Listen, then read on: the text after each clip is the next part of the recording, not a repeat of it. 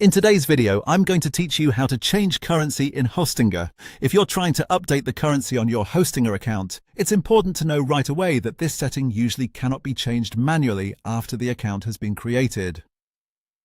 The currency tied to your account is generally determined when you first sign up, and it may also depend on the Hostinger brand or regional version you registered with. So in this walkthrough, I'll show you where to check that information inside your account so you can clearly see how it works. To begin, log into your Hostinger account and look at the top right corner of the screen. You'll see your profile area there. Go ahead and click on your profile to open the account menu. This is where you can access several account-related settings, including your personal and billing information. Once the menu appears, click on Account Info. This will take you to the section where Hostinger displays the main details connected to your account. If you've never looked in this area before, it's a useful place to review the information that was set up when the account was created. Now in the Account Info page, look for the Personal Information section. In that area, you should be able to find the Account Currency field. This is the part that matters most for this topic.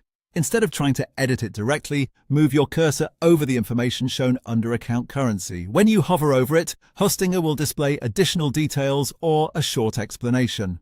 That extra information helps confirm that the account currency isn't something you can simply switch whenever you want.